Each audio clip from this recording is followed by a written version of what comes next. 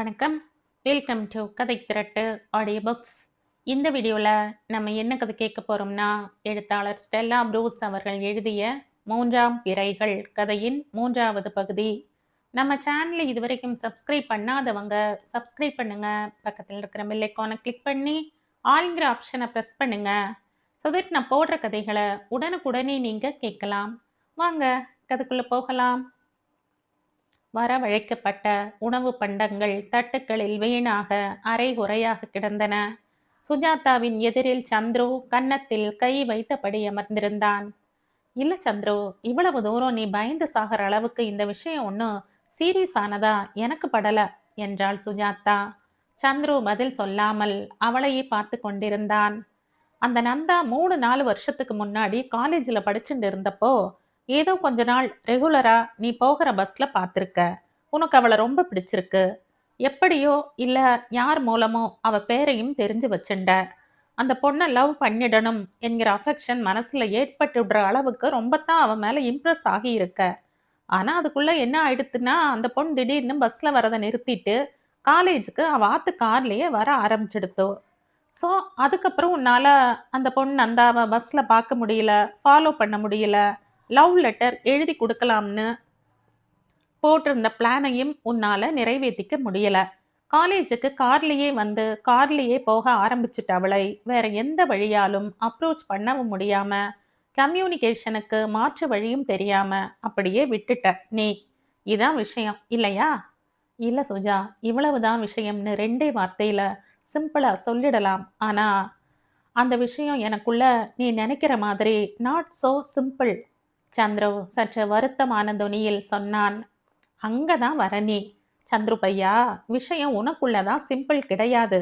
But actual this is very simple. You see, அந்த நந்தா பொண்கிட்ட நீ ஒன்றும் எந்த விதத்திலையும் மிஸ்பிஹேவ் பண்ணினது கிடையாது.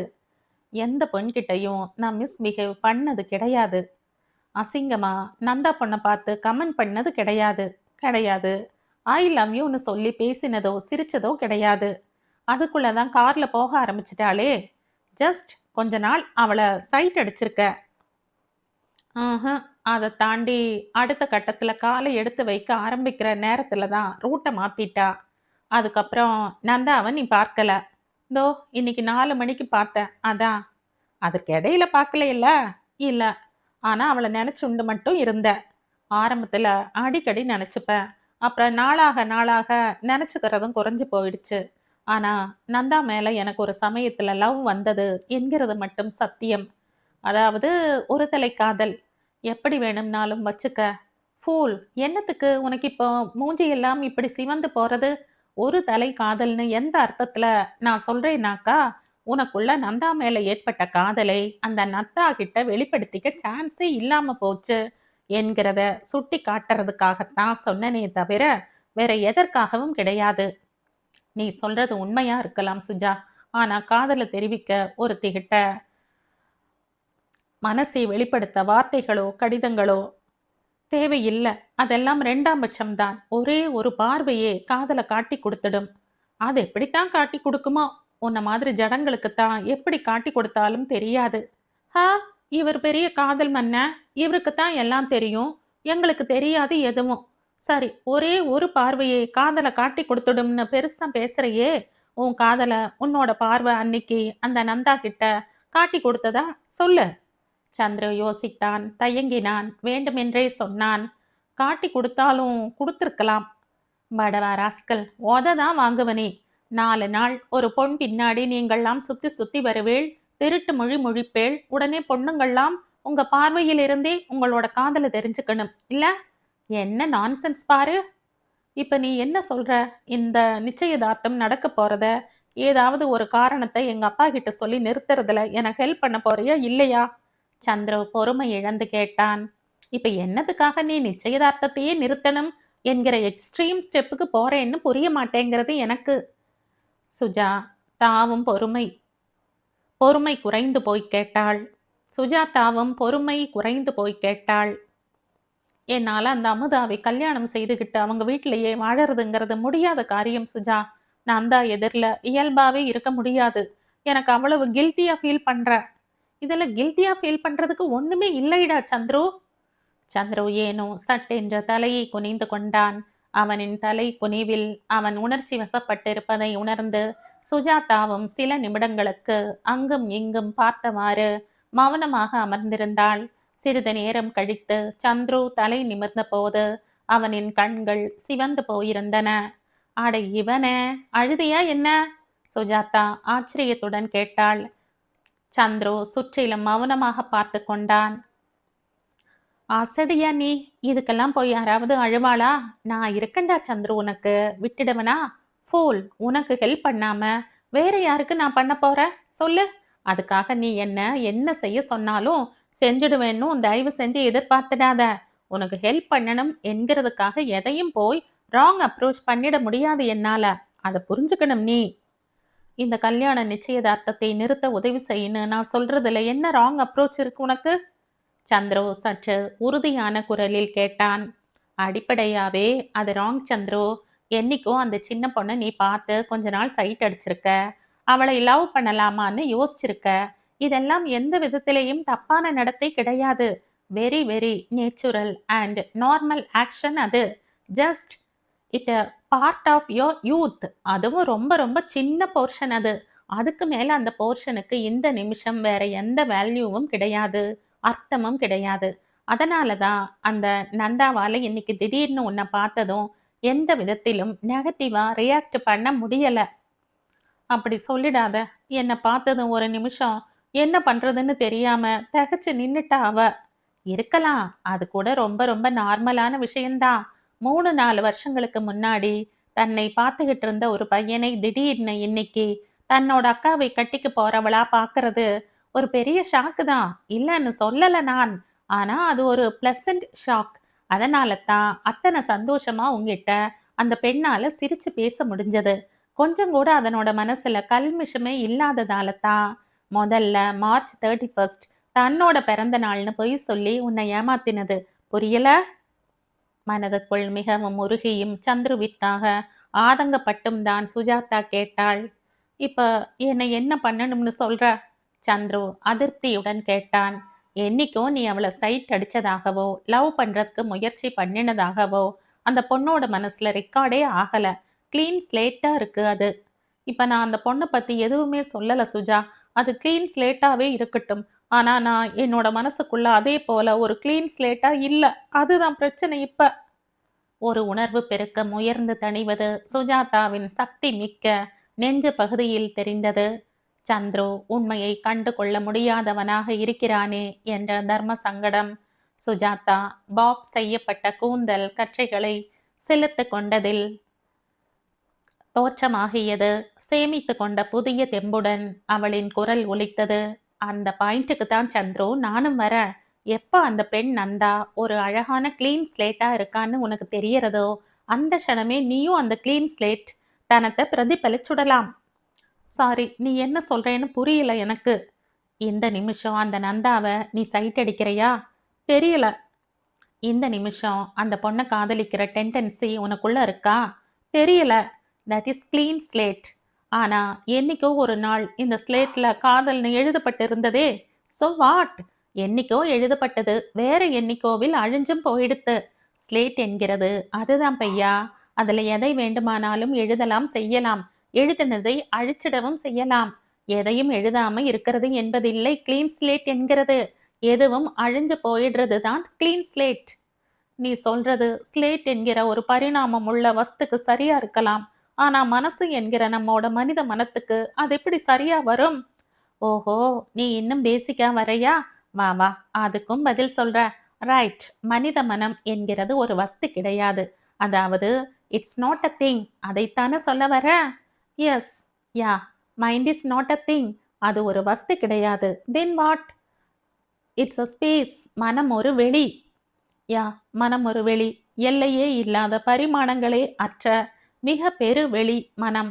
அதாவது விரிஞ்சு கிடக்கிற வானவெளி மாதிரி தான் மனவெளியும். வானவெளியில எத்தனை எத்தனை தான் மேகக்கூட்டங்கள் கடந்து போனாலும் அதெல்லாம் கடந்து போன அப்புறம் வானத்துல எங்கேயாவது மேகம் கடந்து போன அடையாளம் தடம் பதிஞ்சிருக்கா? சந்துரு பதில் சொல்வதற்கு யோசித்துக் கொண்டிருந்தான். வானத்துல எவ்வளவோ பறவைகள் அங்கும் இங்கும் பறந்து திரிகிறதுகள். எந்த இடத்திலாவது ஒரு பறவை பறந்து போன மார்க்காவது வானத்துல பிரிண்ட் ஆகி இருக்கா? சந்துரு ஒரு இனிய அதிர்வுடன் சுஜாதாவை பார்த்தான். அவளின் விழிகளில் வான பெருவெளி பிரதிபலித்தாற் தான் இருந்தது. ஆமா சந்துரு, எவ்வளவுதான் மேகங்கள் ஊர்ந்து போனாலும் சரி, எத்தனைதான் பறவைகள் பறந்து கடந்தாலும் சரி, அவை எதுவுமே வானவெளியில் பதிவு ஆறதே கிடையாது. இந்த உண்மை நீ சொன்னியே, மனம் ஒரு வெளின்னு, அதுக்கும் அழகா பொருந்தும். ம், மனித மனவெளியிலும் ஆயிரம் ஆயிரம் எண்ணங்கள் வரலாம் போகலாம், விதவுட் மேக்கிங் எனி மார்க். ஆனா சுஜா, மனசுல ஏதோ ஒரு மார்க் விழுந்துடுற மாதிரி தெரியுதே. அப்போ அங்க பெரும் வெளியா இல்லாம மனசு ஒரு குறுகின வஸ்து மாதிரி ஆயிடுதோ என்னவோ. ஆனா ஒண்ணு, எப்ப மார்க் விழற மாதிரியான திடப்பொருளா மனசு ஆயிடுதோ, அந்த மனசு என்னைக்காவது ஒரு நாள் கண்டிப்பா உடைஞ்சு சிதைஞ்சு போயிடும். மனசிதைவோட ஆரம்ப புள்ளி இப்படித்தான் ஆரம்பமாகிறது சந்துரு. ஆனா வான வெளியா விரிஞ்சு பறந்து கிடக்கிறதுல உடைஞ்சு போறதுக்கு எதுவும் கிடையாது. ஸோ இந்த 2 வகையில உன் மனம் எதுன்னு கிளியரா அப்சர்வ் பண்ணிக்கோ. ஆனா என்னைக்கோ ஒருத்தி மேல உனக்கு ஈடுபாடு இருந்தது என்கிறதுக்காக போய் பயந்துண்டு ஒரு கல்யாண நிச்சயதார்த்தத்தை கேன்சல் பண்றது ரொம்ப அபத்தமானது. சங்கீதத்துல ஆர்வம் இருக்கிற கொஞ்சம் கூட கல்மிஷமே இல்லாத ஒருத்தி உனக்கு மச்சினியா வர்றதுக்கு இருக்கா? நீயும் அவகிட்ட கல்மிஷமே இல்லாத பையனா இருந்துடு. Then you will get a very happy relationship with her. That's all. எனக்கு நாழி யாரது. நான் கிளம்புறேன். Good night.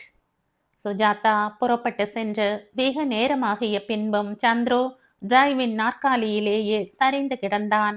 மறுபடியும் மறுபடியும் காஃபி வரவழைத்து அருந்தியவாறு தொலைக்காட்சியில் வயலும் வாழ்வும் பார்த்து கொண்டிருந்தார் மகாலிங்கம். அப்போது தொலைபேசி மணி ஒலித்தது. குழந்தைகளின் ஹோம் ஒர்க்களில் கவனம் செலுத்திக் கொண்டிருந்த செல்வராணி எழுந்து போய் ரிசீவரை எடுத்தாள். ஹலோ, நான் வெங்கடேசன் பேசுறேன். யாரும்மா பேசுறது? செல்வராணி பேசுறேன் சித்தப்பா. கொஞ்சம் அத்தானை பேச சொல்லுமா. தோ சொல்றேன். ரிசீவரை மேஜை மேல் வைத்துவிட்டு வயலும் வாழ்வும் நிகழ்ச்சியில் ஆழ்ந்து போயிருந்த மாமனாரிடம் வந்தாள் செல்வராணி. மாமா, போன்ல உங்களை உங்க மச்சினர் கூப்பிடுறாரு என்றாள். என்னவாம்? தெரியல மாமா.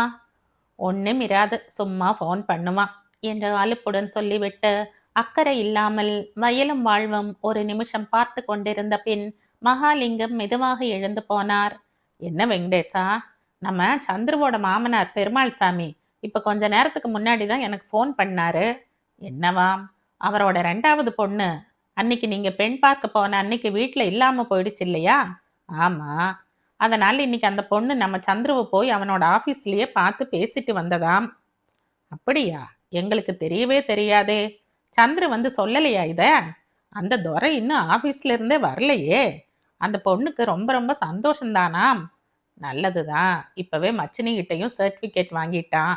ஆனா வெங்கடேசா, அந்த பொண்ணு நம்ம சந்துருவை பார்க்கணும்னு நினைச்சிருந்தா பேசாம நம்ம வீட்டுக்கு வந்திருக்கலாமே. ஆபீஸ்க்கு என்னத்துக்கு போகணும்? யாராவது பார்த்தா ஏதாவது சொல்றதுக்கா? நான் தான் உங்ககிட்ட அன்னைக்கே சொன்னனே அத்தான், அவங்களோட 2வது பொண்ணு ரொம்ப ரொம்ப சோஷியல்னு. அதுக்காக அக்காவை கட்டிக்க போறவனை போய் ஆபீஸ்ல பார்க்கணுமாக்கும்? ஆ, அந்த காலத்துல நான் உங்க அக்காவை கல்யாணம் பண்ணி 5-6 வருஷம் கழிச்சு தான் என்னோட மச்சினிகளோட முகத்தையே பார்த்தேன். அப்படின்னா பார்த்துக்க, நாங்கள்லாம் அந்த காலத்துல எப்படி இருந்திருக்கோம்னு. உங்களோட காலம் வேற அத்தா. இதை சொல்றதுக்கு தானே ஃபோன் பண்ண. நிம்மதியா என் பாட்டுக்கு வயலும் வாழ்வும் பார்த்துக்கிட்டு இருந்தேன். இன்னைக்கு தான் கொஞ்சம் உருப்படியா பெங்களூர் கத்திரிக்காய் சாகுபடி பண்றதை பத்தி அழகா சொல்லிட்டு இருந்தா. கேட்க விடாம கெடுத்துட்டியே. எதிர்முனையில் வெங்கடேசன் பலமாக சிரித்துவிட்டு சொன்னான். எதிரொலிக்கு இதை எழுதி போடுங்க, சந்தோஷப்பட்டுப்பா. ஆமா, எனக்கு வேற வேலை இல்லை பாரு. அப்புறம் தான் இந்த பரிசு புடவை வாங்குறதுக்கு வர வெள்ளிக்கிழமை போறப்ப அக்கா என்னையும் வர சொல்லியிருந்தாங்க. என்னால் வர முடியாது போல தெரியுது. அன்னைக்கு ஒரு முக்கியமான வேலையா நான் காஞ்சிபுரம் போய் வர வேண்டியிருக்கு. முக்கியமா இதை சொல்றதுக்கு தான் ஃபோன் பண்ணேன். அக்கா கிட்ட சொல்லிடுங்க. இந்த மாதிரி சமாச்சாரத்தை எல்லாம் நேர்ல நீயே வந்து உங்க அக்கா கிட்ட சொல்லிடு, எனக்கு தெரியாது. மகாலிங்கம் தடால் என்ற போனை வைத்து விட்டார். சப்தம் கேட்டு அவரின் மனைவி சமையல் அறையில் இருந்து வந்தாள். யாரு? வெங்கடேசனா ஃபோன் பண்ணா? என்னவா? சொரக்காய்க்கு உப்பு இல்லையா, அதை சொல்றதுக்கு தான் கூப்பிட்டுருக்கான். அதானே, கேட்ட கேள்விக்கு என்னைக்காவது ஒழுங்கா பதில் சொல்லியிருக்கீங்களா? தெரியும் இல்லையா என்னை பத்தி? தெரிஞ்சுக்கிட்டும் ஏன் வந்து கேட்குற? அதானே, கடைசியில கேட்ட நான் தான் பைத்தியக்காரி. எல்லாம் இந்த சந்துருவோட கல்யாணம் முடியட்டும், அப்புறம் பேசிக்கிறேன். காசி ராமேஸ்வரம்னு என் பாட்டுக்கு கிளம்பி போயிடுறேன். அப்ப தெரியும். காசிக்கு என்ன, கைலாசத்துக்கு வேணாலும் போ. சனி விட்டதுன்னு தலையை முழுகிட்டு அக்கடான்னு இருப்பேன். இருப்பீங்க இருப்பீங்க, ஏன் இருக்க மாட்டீங்க? 40 வருஷம் உங்களுக்கு வடிச்சு கொட்டி குடித்தனம் பண்ணி இருக்கனே, ஏன் சொல்ல மாட்டீங்க? போறேன் போறேன், கைலாசத்துக்கு தான் போறேன். போனா தான் தெரியும். தெரியாத எனக்கு ஒரு அரை நாள் என் தம்பி வீட்டுக்கோ தங்கச்சி வீட்டுக்கோ போயிட்டா, இப்படி போயிட்டாளே இப்படி போயிட்டாளேன்னு கிடந்து புலம்புறது. அப்புறம் கைலாசத்துக்கு போ, எங்கேயும் போன்னு சவடால் அடிக்கிறது மனசுக்குள்ள. எத்தனை தான் நாக்கோ. உன்னை போய் கல்யாணம் பண்ண பாரு, என்ன சொல்லணும்? இன்னும் 40 வருஷம் கழிச்சு சொல்லுங்க, கேட்குறவங்க மெச்சிப்பாங்க. அப்போது சந்திரு வந்து விட்டதன் அடையாளமாக வெளியே அவனின் ஸ்கூட்டர் சப்தம் கேட்டது. அவன் உள்ளே நுழைந்ததும் நுழையாததுமாய் மகாலிங்கம் கேட்டார். சந்துரு, என்னப்பா? பெருமாள் சாமியோட 2வது பொண்ணு உன்னை ஆபீஸ்ல வந்து பார்த்தாளாமே? சந்துருவிற்கு ஆச்சரியமாக இருந்தது. விஷயம் அதற்குள் வீடு வரை வந்து விட்டதா? ஆமா. கல்யாணம் எல்லாம் முடியிற வரைக்கும் இப்படி ஆபீஸ்க்கெல்லாம் வர வேண்டாம்னு சொல்லு. எதுவா இருந்தாலும் இங்க வீட்டுக்கு வர சொல்லு. சந்திரவிற்கு எரிச்சலாக வந்தது. பேசாமல் நின்றான். எதுக்காக வந்தது அந்த பொண்ணு? என்னை பார்க்கறதுக்காக. ஏன், இவ வந்து பார்க்கலைன்னா இந்த கல்யாணம் நடக்காதோ? மகாலிங்கம் ஏளனமான துணியில் கேட்டார். சந்துரு நிசப்தமாக பற்களை கடித்து கொண்டான். வீட்டோட மாப்பிள்ளையா போயிட போறமேன்னு அவங்க இஷ்டத்துக்கெல்லாம் தலையாட்டிக்கிட்டு இருந்துடாத. நாளைக்கு உன் மரியாதை தான் காத்துல பறந்துடும். போய் சாப்பிடு. சந்துரு சாப்பிடுகிற மனநிலையில் இல்லை. உடை மாற்றி முகம் கழுவிவிட்டு அம்மாவை தேடி பின்புறம் போனான். எப்படா உன் கல்யாணம் முடியும்னு இருக்கு சந்துரு, வருத்தமான குரலில் சொன்னாள் அவனின் அம்மா. போச்சு போ, இந்த கல்யாணத்தை எப்படியாவது உங்ககிட்ட சொல்லி நிறுத்த சொல்லலாம்னு நினைச்சு வந்தேன். நீங்க என்னடான்னா எப்படா இந்த கல்யாணம் முடியும்னு காத்துக்கிட்டு இருக்கீங்க என்றான் பதிலுக்கு வருத்தத்துடன். சந்துருவின் அம்மா அவனை அதிர்ச்சியுடன் பார்த்தாள். கல்யாணத்தை நிறுத்த சொல்லலாம்னு நினைச்சு வந்தியா? அந்த மாதிரி எல்லாம் எதுவும் பைத்தியக்காரத்தனமா செஞ்சிடாத, உங்க அப்பா அந்த காலத்துல செஞ்ச மாதிரி அம்மா தனிந்த குரலில் சொன்னாள். சந்துருவிற்கு இது முற்றிலும் புதிய செய்தி. ஆச்சரியத்துடன் கேட்டான். அப்பா செஞ்ச மாதிரின்னா? என்னை பார்த்து சரின்னு சொல்லிட்டு நிச்சயதார்த்தமும் முடிஞ்ச அப்புறம் என்னை பிடிக்கலைன்னு திடீர்னு சொல்லிட்டு ஓடி போயிட்டாரு. அப்பா, எத்தனை கஷ்டப்பட்டு எவ்வளவு சமாதானம் பண்ணி அவரை இழுத்து வந்து என்னை கட்டி வச்சாங்க தெரியுமா? இடையில அந்த ஒரு வாரம் கடந்து நான் அழுதுருக்கேன் பாரு. இன்னைக்கு நினைச்சாலும் பகீர்னு இருக்குது. ஆ, இந்த மனுஷனை கட்டிக்கிறதுக்காகவா அழுதீங்க? அப்படி இல்லை சந்துரு, அந்த நேரத்துல முக்கியம் இந்த மனுஷன் கிடையாது. என்னவானாலும் பேசி வச்ச கல்யாணம் நின்னுடக்கூடாதுங்கிறது தான் முக்கியம். பொண்ணா பிறந்தவளால எதை தாங்கினாலும் அவளோட கல்யாணம் நின்று போயிட போகுது என்கிறத மட்டும் தாங்கவே முடியாது. தப்பி தவறி கூட அந்த மாதிரி எதுவும் யோசிச்சிடாத. சந்துரு தலை குனிந்தவாறு பெருமூச்சு விட்டான். ஏன் திடீர்னு இப்படி நினப்பு வந்துருச்சு உனக்கு? என்னவோ ஒரு பயம் திடீர்னு மனசுல இந்த கல்யாணம் வேண்டாம்னு. அதான் ஏன்னு கேக்குறேன். வீட்டோட மாப்பிள்ளையா போறதெல்லாம் சரிப்பட்டு வருமான்னு சந்தேகமா இருக்கு எனக்கு. பொய்யான காரணத்தை சொல்லிவிட்டு சந்துரு ஒரு டம்ளரில் தண்ணீர் மொண்டு குடிக்கிற மாதிரி பாவனை செய்தான். நல்லா உன்னை யோசிச்சு பார்க்கத்தானே சொன்னா எல்லாரும். நீயும் நல்லா யோசிச்சு தானே சொன்ன. அன்னைக்கு சரின்னு சொல்லிட்டு இன்னைக்கு வந்து பயமா இருக்குன்னு சொன்னா என்ன அர்த்தம்? உங்க அப்பா காதுல இதுல விழுந்துடாம விழுந்தது வீட்டையே 2 ஆக்கிடுவாரு. அவர் கூட காலத்துக்கும் இந்த வீட்லயே மாரடிச்சுக்கிட்டு கிடக்கிறதுக்கு பயந்துகிட்டு தான் அந்த அந்த இந்திரா நகர்காரரோட வீட்டுக்கு வீட்டோட மாப்பிள்ளையா போயிடலாம்னு நினைச்சேன். நீயாவது போய் அக்கடான்னு இரு. சும்மா எதையாவது நினைச்சு மனசை போட்டு குழப்பிக்கிட்டு எங்களையும் குழப்பிடாத. வா, வந்து சாப்பிடு. சாரிம்மா, சாப்பிட்ற நிலையில நான் இல்லை. ஏன் வெளியில் எங்கேயும் சாப்பிட்டியா என்று கேட்டபடி மகாலிங்கம் உள்ளே வந்தார். ஃப்ரெண்ட்ஸ் கூட டிரைவின் போயிருந்த சந்துரு சற்று பயந்தபடி சொன்னான். பெருமாள் சாமியோட 2வது பொண்ணு உன்னோட ஆபீஸ்க்கு வந்திருந்ததாமே? ஆமாப்பா. கேட்டதையே கேட்கிறாரே என்ற எரிச்சலுடன் சொன்னான். என்னத்துக்கு? அமுதாவோட போட்டோவை கொடுக்கறதுக்காக எடுத்துட்டு வந்திருந்தா. அது யாரு அமுதா? மகாலிங்கம் அலட்சியமாக கேட்டதும் சந்துருவிற்கு மனதிற்குள் வெறியே மூண்டது. பளீரென அவருடைய கன்னத்தில் அறை கொடுக்க அவனுடைய உணர்வுகள் படபடத்தன. தன்னை மிகவும் குறுக்கிக் கொண்டு அவருக்கு பதில் சொன்னான். அமுதாப்பா, நாமெல்லாம் போய் பார்த்துட்டு வந்த இந்திரா நகர் பொண்ணு. ஓ, அந்த பொண்ணோட பேரு அமுதாவா? யாருக்கு ஞாபகம் இருக்கு பேரெல்லாம்? சரி, எங்க அவ போட்டோ எடுத்துட்டு வா பார்க்கலாம். சந்திரவிற்கு அப்போதுதான் நினைவு வந்தது. போட்டோக்களை ஆபீஸில் மேஜையின் டிராயரிலேயே விட்டு வந்திருந்தான். போட்டோவை ஆபீஸ்லயே வச்சுட்டு வந்துட்டப்பா. அது சரி, ஓ மச்சினி உன்னை ஆபீஸ்ல வந்து பார்க்கறா, நீ என்னடானா போட்டோவை ஆபீஸ்ல வச்சுட்டு வந்துட்டேன்னு சொல்ற. போ போ, நாளைக்கு உன் குடித்தனத்தையும் ஆபீஸ்லயே வச்சுக்கோ. ஏய் பார்த்துக்க, நீ பெத்து வச்சிருக்கிற பிள்ளை எப்படி இருக்கான்னு சொல்லிவிட்டு மகாலிங்கம் டாய்லெட் பக்கம் போய்விட்டார். அவர் போன திசையில் கைகளை நீட்டி மனதுக்குள் நன்றாக திட்டிவிட்டு சந்துரு தன்னுடைய அறைக்குள் போய் கதவை பூட்டி கொண்டான். அவனை சுற்றிய எல்லாமே தீவிரப்பட்டு விட்டாற் போல் இருந்தது. எந்த காரணத்தை சொன்னாலும் இனி கல்யாண நிச்சயதார்த்தத்தை முறிப்பது என்பது குடும்பத்திற்குள் மேலும் கசப்பான உறவு சிதைகளை உண்டு பண்ணிவிடும் என்பது மிகவும் தெளிவாகவே தெரிந்தது. என்ன செய்வதென்று புரியாமல் சந்துரு குழம்பினான். திருமணத்தை நிறுத்துவது அமுதா என்ற பெண்ணின் மனநிலையில் எத்தகைய அதிர்வுகளை ஏற்படுத்தும் என்கிற பக்கத்தையும் யோசித்து பார்த்தான். அத்தனை தூரம் மனிதாபிமான குறைவாக நடந்து கொள்ளவும் தான் அவனின் மனம் வெட்கப்பட்டது. பெருமூச்சுடன் நந்தாவை நினைத்து பார்த்தான். தன்னை வந்து ஆபீஸில் பார்த்துவிட்டு போனதும் வீட்டில் போய் தான் ஏற்கனவே அவளுக்கு தெரிந்தவன் என்பதை நந்தா வீட்டில் சொல்லி இருப்பாளா இல்லையா என்பதை சந்துருவால் யூகிக்க முடியவில்லை. சில வருடங்களுக்கு முன்புதான் அவளை பஸ் பயணங்களில் பின்தொடர்ந்திருக்கிற நினைவுகளின் நெருடல் உண்மையிலேயே அவளில் இல்லையா? பல நிமிடங்களுக்கு சந்துரு சிந்தனையிலேயே ஆழ்ந்திருந்தான். என்றோ பார்வையில் இருந்தே விலகி மறைந்து போன ஒரு நதி இன்றைக்கு அவள் இருக்கும் திசை நோக்கியே திரும்பி ஓடி வருவது போல் இருந்தது. ஆனால் அன்றைக்கு மூழ்கி திளைக்க ஆசைப்பட்ட அந்த நதியில் இன்று கால் பதிக்க கூட மனம் கூசுகிறது. நந்தாவின் ஒரே ஒரு பார்வைக்காக அன்றைக்கெல்லாம் தவித்திருக்கும் மனம் இன்று தலை நிமிர்ந்து அவளை காணவே அஞ்சுகிறது. சந்துரு கண்களை மூடியவாறே கிடந்தான். கடந்த காலத்தின் ஞாபக பதிவு துளி கூட இல்லாமல் எப்படி நந்தாவால் அத்தனை இயல்பாக பேசி மகிழ முடிந்தது? திரும்ப திரும்ப அவனுள் ஒலித்த இந்த கேள்விக்கு எந்த பதிலையும் கண்டுபிடிக்க முனையாமல் நகம் கடித்து கொண்டிருந்த அவனுடைய முகம் வெகு நேரத்துக்கு பின் இளம் பொன் முறுவலில் மலர்ச்சியுற்றது. உணர்வுகளில் கவிந்திருந்த திகைப்பு சிறிது சிறிதாக விலகியது.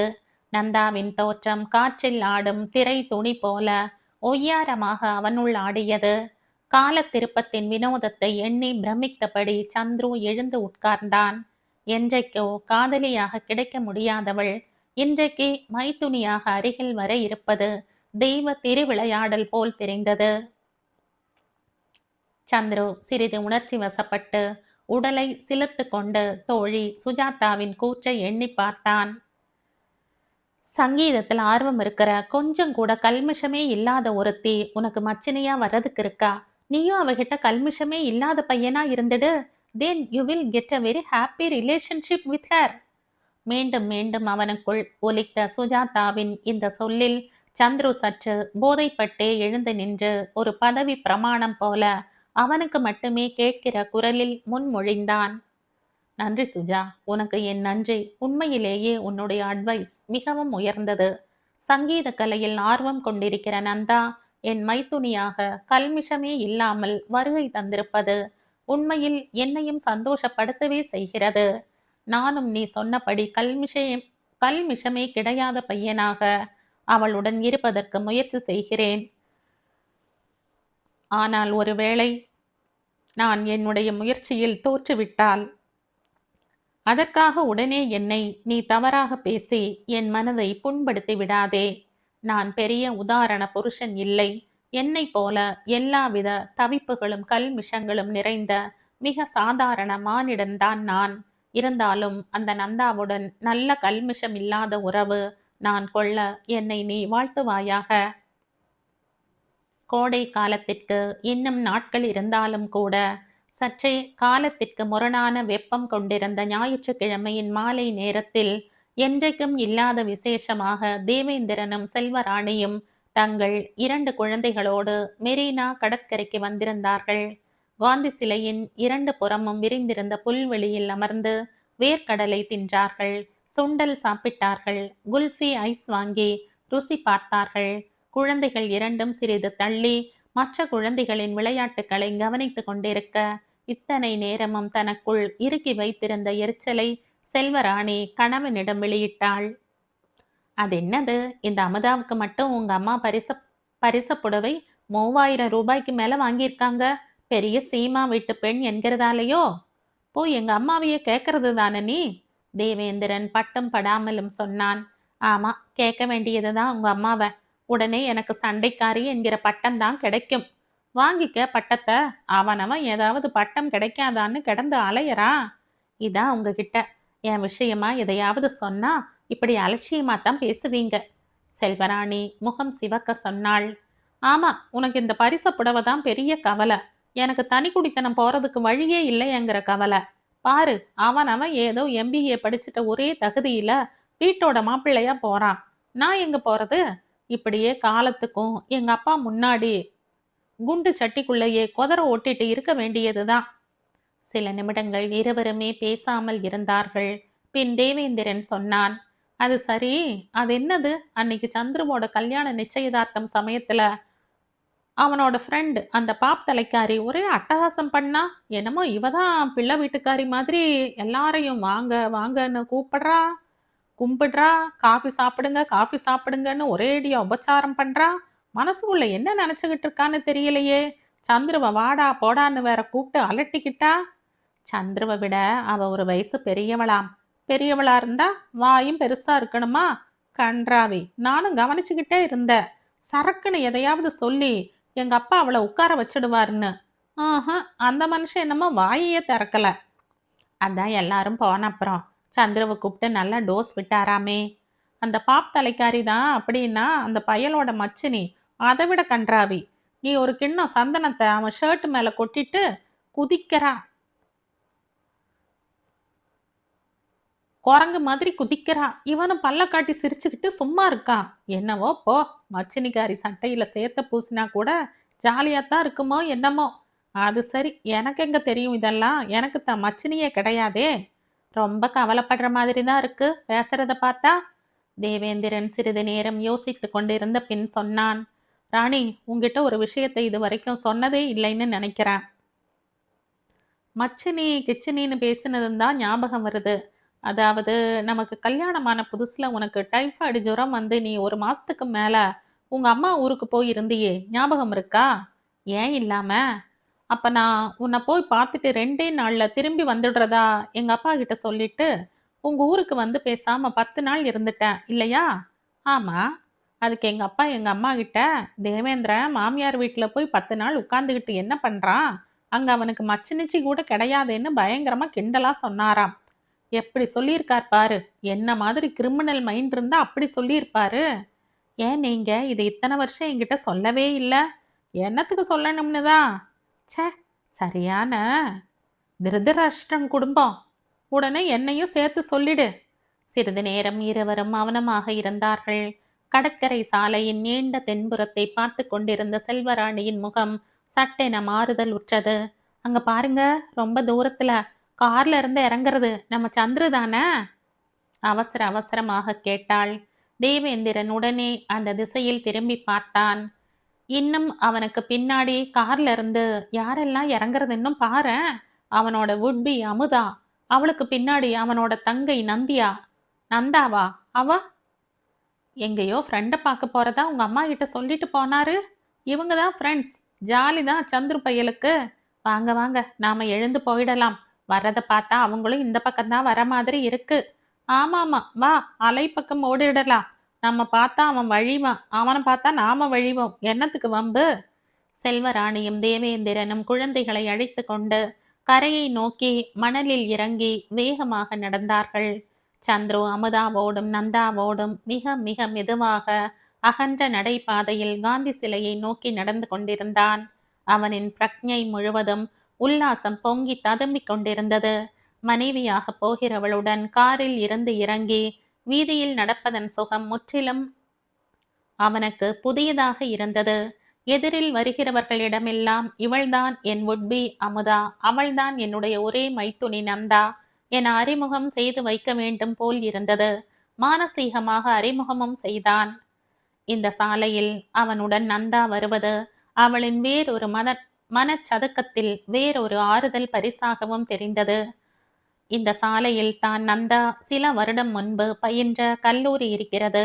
இந்த வழி போகிற பேருந்துகளில் தான் ஒரு காலத்தில் சந்துரு அவளின் பார்வை சந்திப்பிற்காக பல சந்தர்ப்பங்களில் பின்தொடர்ந்திருக்கிறான். சந்துரு ஒரு வினாடி நந்தாவை கடைக்கண்ணால் திருப்தியுடன் பார்த்து கொண்டான். அத்தா, நேரா கண்ணகி சிலை வரைக்கும் நடக்கலாமா? நந்தா கேட்டாள். ப்ளீஸ், என்னை நடக்க மட்டும் சொல்லாதீங்க. என்னக்கா இப்படி சொல்றாரு? நீ பிசாசு மாதிரி நடப்ப? அப்போ இங்க காந்தி சிலைக்கு பக்கத்திலேயே உட்காந்துக்கலாம், அமுதா சொன்னாள். நடக்கணும்னா நடக்கலாம், சந்திர சொன்னான். இல்லைங்க, உட்கார்ந்துப்போம். 2 பேரும் மாறி மாறி வழியாதீங்க, நந்தா சிரித்தபடியே சொன்னாள். அமுதாவிற்கு சந்தோஷமான கோபம் வந்தது. இரு, உன்னை வீட்ல வந்து பேசிக்கிறேன் என்றாள். அருகில் விலை உயர்ந்த ஷிஃபான் புடவைகளின் நறுமணம், பெரிய செல்வந்தர் வீட்டு சகோதரிகளின் இனிய ஊடல், மிக பக்கத்தில் அருமையான மஞ்சள் வெயில் தெளிக்கப்பட்ட சாயங்காலம். சந்துரு கர்வத்துடன் 2 கைகளையும் பேண்ட் பாக்கெட்டில் விட்டு கொண்டபடி கம்பீரமாக நடந்தான். மூவரும் புல்வெளியில் அமர்ந்து கொண்டார்கள். அமுதா மிகவும் சந்துருவிற்கு நெருக்கமாய் உட்கார்ந்து விடாமல் சற்று தள்ளி நந்தாவிற்கு அருகாமையில் துளி அளவு சங்கோஜத்துடன் அமர்ந்திருந்தாள். 2 விலை உயர்ந்த பெண்களுடன் இருக்கின்றோம் என்ற மெலிதான பெருமிதம் சந்துருவின் கண்களில் பளபளத்தது. நிச்சயதார்த்தமாகி 1 வாரம்தான் ஆகுது, அதுக்குள்ள எத்தனையோ நாள் ஆயிட்ட மாதிரி இருக்கு, நந்தா சொன்னாள். எனக்கு என்னமோ நாள் ரக்க கட்டி பறக்கிற மாதிரி தெரியுது என்றான் சந்துரு. பேசாம நீங்க 2 பேர் மட்டும் வந்திருந்திருக்கலாம், என்னையும் வீணா இழுத்துட்டு வந்துட்டீங்க, நந்தா தொடர்ந்து சொன்னாள். இல்லை நந்தா, நோ ப்ராப்ளம். எனக்காக சொல்லாதீங்க, ரியலி. உங்க ஃப்ரெண்ட் மிஸ் சுஜாதா எப்படி இருக்காங்க அத்தான்? She is fine. Solid woman இல்ல? I like her very much. ரொம்ப பிரில்லியன்ட் லேடி. அவளோட திறமைக்கு எங்கேயோ இருக்கணும் அவ. ஆனா கல்யாணம் ஆனதும் ஆஸ்திரேலியா போயிடணும் என்கிற ஐடியாவில், ஒரு ஜஸ்ட் ஃபார் ஜாப் என்கிற ஐடியாவில் எங்க கம்பெனியில் இருக்கா. அப்போ அவங்க கல்யாணமும் ஃபிக்ஸ் ஆயிடுச்சா? Love marriage. பாலமுருகன்னு வேற கேஸ்ட் பையன் ஒருத்தன் கெமிக்கல் இன்ஜினியரிங் படிச்சுட்டு லிபியாவில் இருக்கான். இவளை விட பாடு பிரில்லியன்ட் பாய். அவன் ஆக்சுவலாக சுஜாதாவை விட 2 வயசு சின்னவன் அந்த பையன்.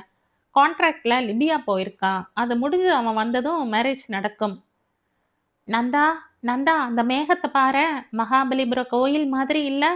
கடற்புறத்தில் பெரும் மேகக்கூட்டத்தை காட்டி அமுதா கேட்டாள். ஆமா, உனக்கு எதை பார்த்தாலும் கோயில் மாதிரி தான் தெரியும் என்றாள் நந்தா. மேகத்தை சிறிது நேரம் கவனித்துவிட்டு சந்துரு சொன்னான். எஸ், அந்த மேகம் அமுதா சொல்ற மாதிரி ஒரு கோயில் கோபுரம் மாதிரி தான் இருக்கு. உங்களுக்கு தெரியுமா தான், எங்க அக்காவுக்கு கோயில்னா பயங்கர உயிர். அப்படியா? ஒரு பீரோ நிறைய தகவல்கள் சேகரிச்சு வச்சிருக்கா. எதை பத்தி? தமிழ்நாட்டில் இருக்கிற ஆயிரக்கணக்கான கோயில்கள் பற்றி. அப்படியா? யாருமே என்கிட்ட அமுதாவோட இந்த விஷயத்தை சொல்லவே இல்லையே, சந்துரு கொஞ்சம் ஆச்சரியத்துடன் கேட்டான். சொல்லலையாக்கா நீ? நந்தாவும் ஆச்சரியப்பட்டு அமுதாவை கேட்டாள். இல்லை என்று அமுதா அழகாக தலையை அசைத்தாள்.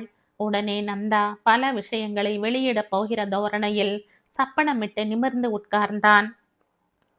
அமுதாக்காவுக்கு சின்ன வயசுல இருந்தே கோயில் ரொம்ப பிடிக்குமத்தான். பிடிக்கும்னா கோயில்ல போய் சாமி கும்பிடுறத சொல்லல. அந்த கோயிலோட கோபுர அழகு, அதில் உள்ள சிற்பங்கள், விக்கிரகங்கள், சந்நிதிகள், அந்த கோயிலை கட்டியவர் யார், எந்த வருஷம் கட்டினார் போன்ற பல விஷயங்களையும் தெரிஞ்சு அதெல்லாம் அழகா டைப் பண்ணி பண்ணி நிறைய ஃபைல்ஸ் வச்சிருக்கா. எனக்கு தெரிஞ்சு 300 ஃபைல் வச்சிருக்கா. அப்பதான் அக்கா ஆசைப்படுற கோயில்களுக்கெல்லாம் கூட்டிட்டு போவாங்க. அப்பாவுக்கு ஹார்ட் அட்டாக் வந்த அப்புறம்தான் அக்கா கோயிலுக்காக அங்கே இங்கேன்னு போறதையெல்லாம் விட்டுட்டா. உண்மையிலேயே சந்துருவிற்கு இந்த தகவல் மிகவும் சந்தோஷம் தந்தது. மனைவியாக போகிறவளிடம் படிந்திருக்கும் ஒரு வித்தியாசமான ரசனை அவனுக்கு ஒரு இதத்தையே தந்தது. இதுவரை அமுதா என்ற பெண்ணிடம் ஏற்பட்டிராத உவகை அவனுள் அரும்பியது. சற்று முன் அமுதா சுட்டி காட்டிய மேகத்தை புதிய அந்யோன்யத்துடன் நிமிர்ந்து பார்த்தான். என்னாத்தா, மறுபடியும் அந்த மேகத்தை பார்க்குறீங்க? மகாபலிபுரம் கோயில் தெரியுதுன்னா? நந்தா கிண்டலாக கேட்டாள். ஏய், சும்மா இரேன், வாய மூடிட்டு என்று அமுதா தங்கையை கிள்ளி வைத்தாள். அமுதாவோட அந்த ஃபைல்ஸ் எல்லாம் பார்க்கறதுக்கு இன்னொரு நாள் வரேன், சந்துரு சொன்னான். யூ ஆர் வெல்கம், அமுதா மன நிறைவுடன் சொன்னாள். நீங்க கோயில்களுக்கெல்லாம் போறதுண்டா அத்தான்? நந்தா கேட்டாள். விசேஷ கவனத்தோடு போனது கிடையாது, இனிமேதான் அமுதாவோடு போகணும். அமுதா மனசுக்குள் சந்துருவிற்கு நன்றி சொல்லி கொண்டாள். இந்த அங்கீகார ஒற்றை துளியே அவளுள் கடல் என நிரம்பி வியாபித்தது. அப்படி ஒரேடியா சொல்லிடாதீங்க அத்தான், அப்புறம் உங்களை ஊர்ல இருக்கிற அத்தனை கோயில்லையும் ஏறி இறங்க வச்சிடுவா. So what? அக்கா, ஞாபகமா கேட்டுக்க, நாளைக்கு ஏதாவது பேச்சு மாறினா பிடிச்சுக்க. இப்போது சந்துரு கொஞ்சம் தீவிர தன்மையுடன் குறுக்கிட்டான். இந்த கதையின் தொடர்ச்சியை அடுத்த பதிவில் கேட்கலாம். நன்றி.